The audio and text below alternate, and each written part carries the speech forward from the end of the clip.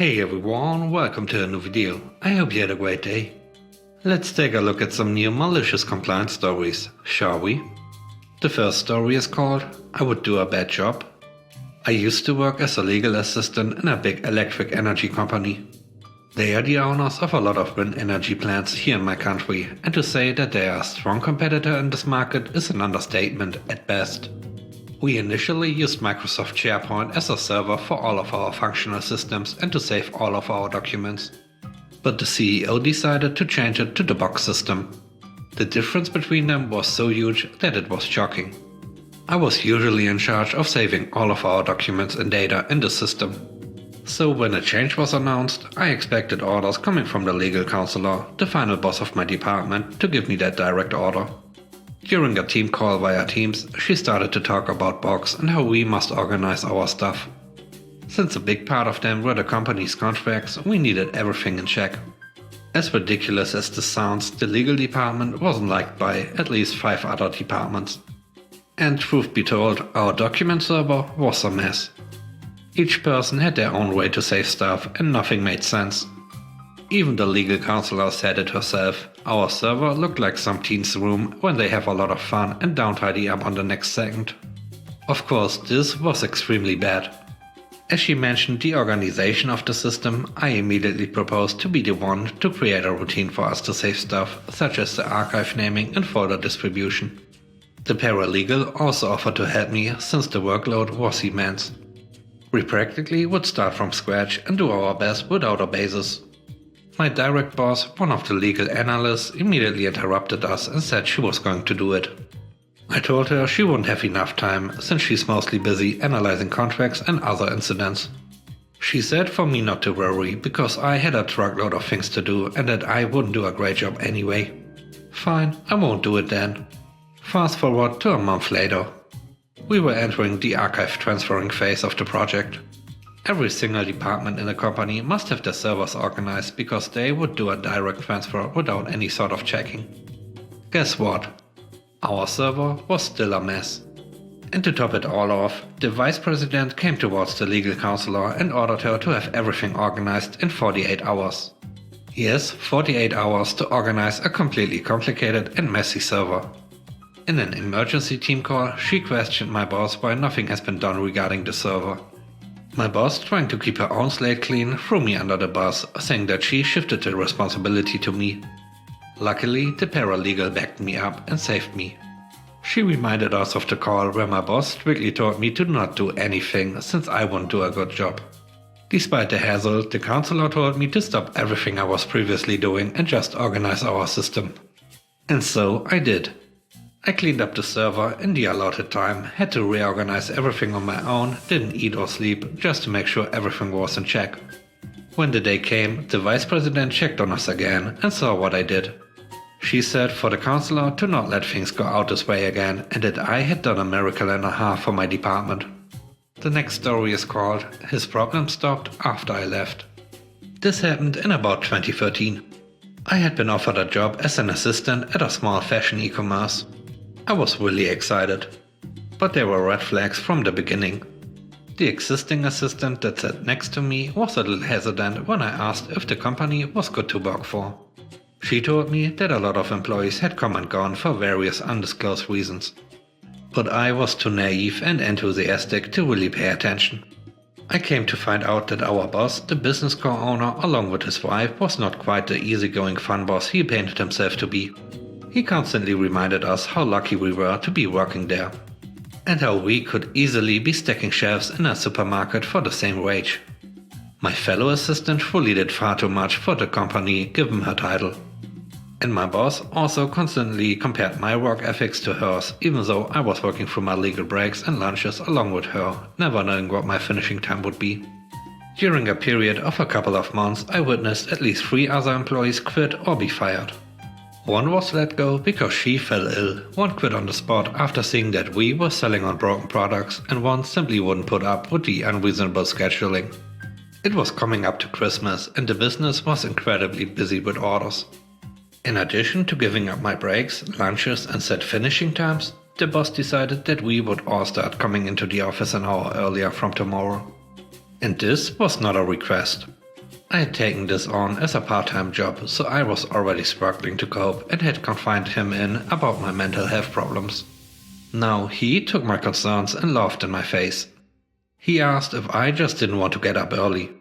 He said that he could easily replace me, that he was thinking about firing me, and that he would enjoy seeing me stacking shelves when he next went to the supermarket. That was the final straw for me. I called his bluff. At the end of the workday, I went to his office and quit before he could gloatingly fire me in front of everyone. Now, it must have been a big inconvenience for him to lose an employee 2 or 3 weeks before Christmas. But he could just hire someone else, right? Not quite so easily. Now that I wasn't working, I needed to claim job seekers allowance, the UK unemployment benefits. And they wouldn't award it if I had just quit a job on a whim. So I typed up a long, detailed list of everything that was going on in that office and handed it to my job center advisor. She was not happy, and I was informed that the company would no longer be allowed to advertise job openings with them. This is where they were getting all of their hires from. The additional nail in the coffin was that the boss and his wife had just bought a new, bigger premises to cope with the increased demand for their products. Demand that now couldn't be met because they couldn't hire and keep enough people to pack the orders. A few years after all this, I looked up the company out of curiosity. It was dissolved in 2016. Of course, I do not believe nor want to believe that I brought down this e-commerce all by myself. But it does make me happy that, by calling my boss's bluff, I prevented at least some prospective employees from an awful experience. The third story is called Comply with Your Contract. Around 10 years ago, I worked for a small independent construction supply store. We sold various things from measuring tapes to power drills, plumbing fittings to sheet timber, and paint to roof tiles. I had been there for 3 years by this point and got on well with the whole team. There were around 12 employees in total, and everyone helped everyone. The atmosphere was always happy and cheerful. The boss, let's call him Jeff, was a star. He was laid back, and we had a lot of mutual interests, sport teams, bands, movies, and such. He would bring in stacks of donuts every Friday for the team. Jeff was just the best boss ever. We had the supervisor, Lan, who had been with the company a good while. Lan would come in early and open up in the morning before anyone else arrived and would stay back at nights to lock up and close the gates. When Lan left the company to move to his wife's home country about 2 years into my being there, I agreed with Jeff that I would take over from Lan with regards to opening in the morning and closing at night. The verbal agreement with Jeff and Human Resources was that I was not promoted as supervisor. I was happy with that, as I didn't want the extra hassle, plus the supervisor had to work every third Saturday, where I didn't. Jeff took on the extra duties that went with the role. But I was to be paid an extra 2 hours per day for the added duties in the morning and at night. Things were normal for a good while until Jeff went on a long-term sick leave. He was a huge loss in and around the place, and naturally we were all worried about him. I visited him regularly while he was absent and kept him up to date with the goings-on and gossip. In the meantime, the firm hired a temporary replacement manager to fill in for Jeff. Let's call him Rick the Prick. This guy was a complete idiot. No one liked him. He was smug and arrogant. He would say crude things to the females and had this top dog tough guy attitude. He was a mess with me at your peril kind of guy. It was to the point where the donuts on a Friday were ordered to be stopped. With the extra overtime money, I had taken over the buying of the Friday donuts so as to keep morale high, but no, it had to stop. Soon enough, Rick was assessing the timesheets and noticed my daily 2 hours overtime claim. He called me in to speak about it, and I informed him about the agreement with Jeff and payroll. He asked if I had it in writing, and I said no, it was a verbal agreement that people from Human Resources would back me up on. Rick was his typical idiot self and told me, I don't care what you have agreed upon. It ain't in writing, so you ain't getting the overtime. I know it doesn't take 2 hours per day to lock and unlock a door or two. I have good reason to write you up for falsifying timesheets for this. It stops now. You work your stated hours and you do only the stated duties as per your contract. Thing is, he confirmed what he said to me by way of an email, just so I had it in writing, so I was perfectly clear as to what my place in the company was. This was fine by me. That evening, I hung the shop keys in the key cabinet and went to wash up. I wasn't the last out, but I left at 5 p.m. instead of my usual around 6. I walked out while all the lights were left on. The doors were unlocked and the gates were left open. Even the roller shutter door in the warehouse was left half open. The next morning I arrived at a little after 7 instead of my usual 6:30. Some colleagues had already turned up by this point. The place had been done over good style. All the power tools were gone, loads of wood stock gone, pipes all gone, paint all gone. An estimated 40,000 pounds of stock was gone, and as the store was now a crime scene, we were all sent home until further notice. We all had to give statements to the police, and a few days later I was called into a meeting with Human Resources and Rick. I was well aware of what was coming and was well prepared.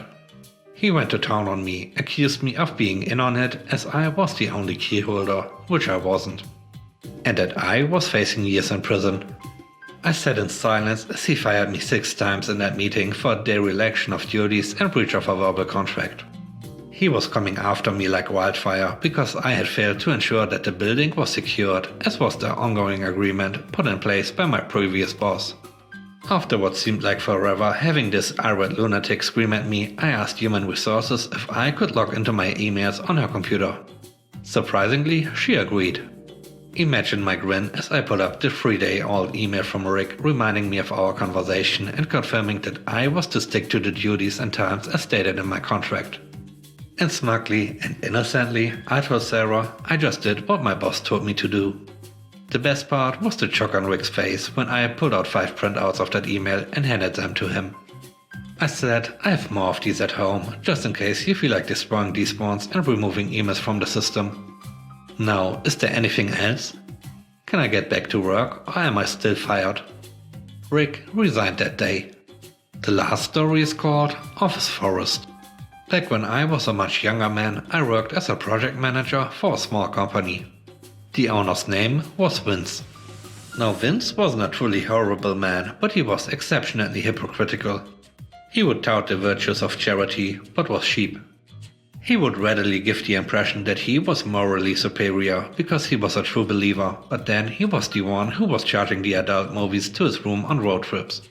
You get the type, he wasn't truly horrible, but he was more than a bit of a jerk. Our story starts off with a couple of missed appointments by Tom, our salesperson, and Vince's friend. While everyone else was held to Vince's supposedly moral standards, Tom could get away with anything and Vince wouldn't do anything about it. How he conned Vince into giving him a job remains a mystery to this day. But Tom would show up to the office inebriated if he showed up at all. Tom's drinking got worse and he stood up our biggest client, my client, as I was the project manager on more than half of their jobs twice in a row, and the client was furious.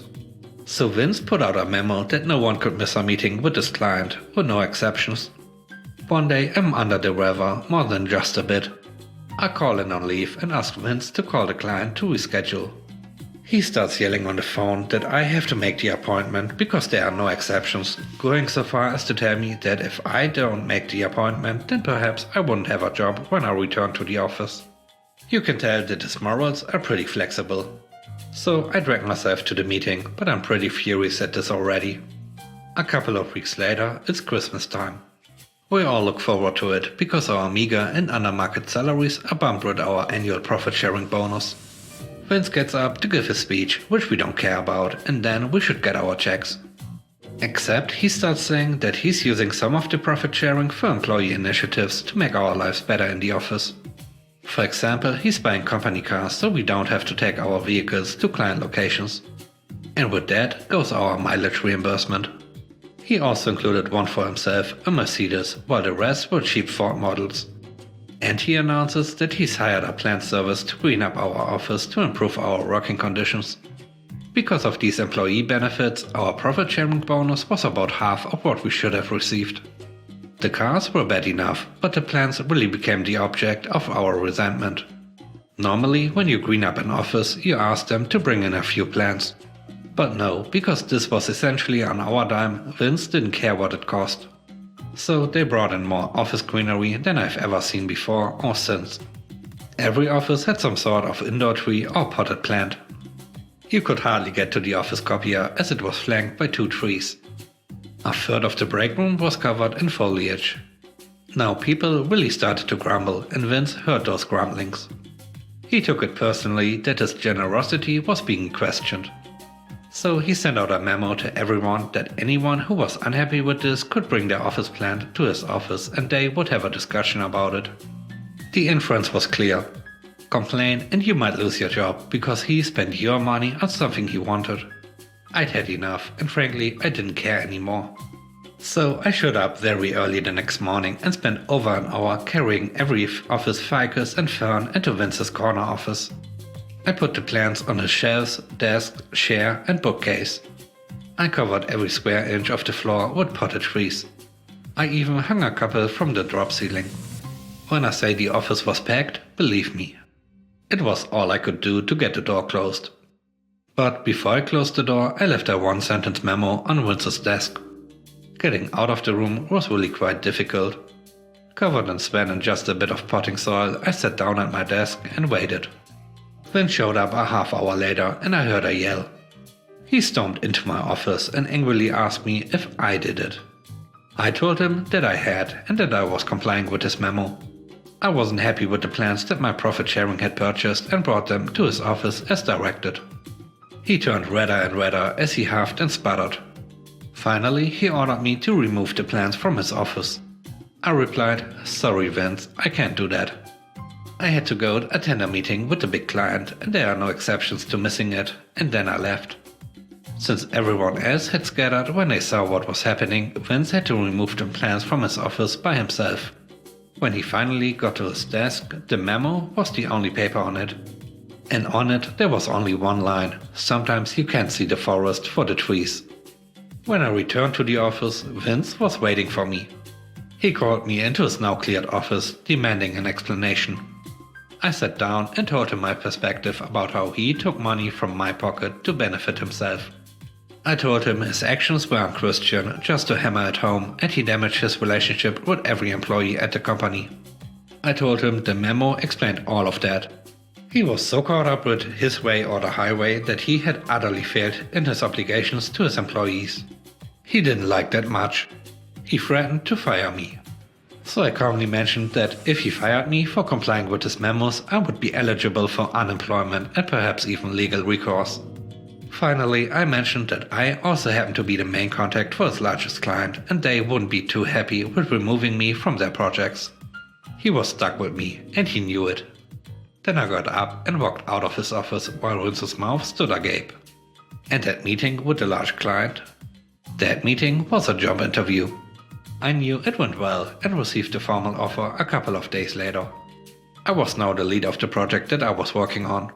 So I turned in my 2 weeks notice, went to work for my client, and one of my first actions was to let Vince know that he was now working for me. I wish I could say this all had a happier ending, but ultimately it didn't. The large client I went to work for sold out a couple of years later, and I was caught in a round of layoffs and consolidations. That was the beginning of a bad time in that industry, and I got laid off a couple more times in the next 3 years, before finally switching careers altogether to what I do now.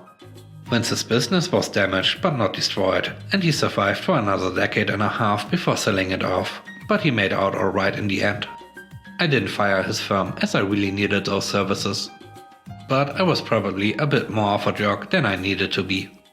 Vince did get the message, giving his employees a mid-year bonus that essentially restored their profit-sharing percentage. And we did patch up our relationship a couple of years later at an industry conference to the point that we joked about it a bit. Or at least he pretended to, since I was now part of his largest client. Thanks for watching. I hope you enjoyed the video. If you did, please leave a like, comment and subscribe. I hope you have a great day. Bye bye.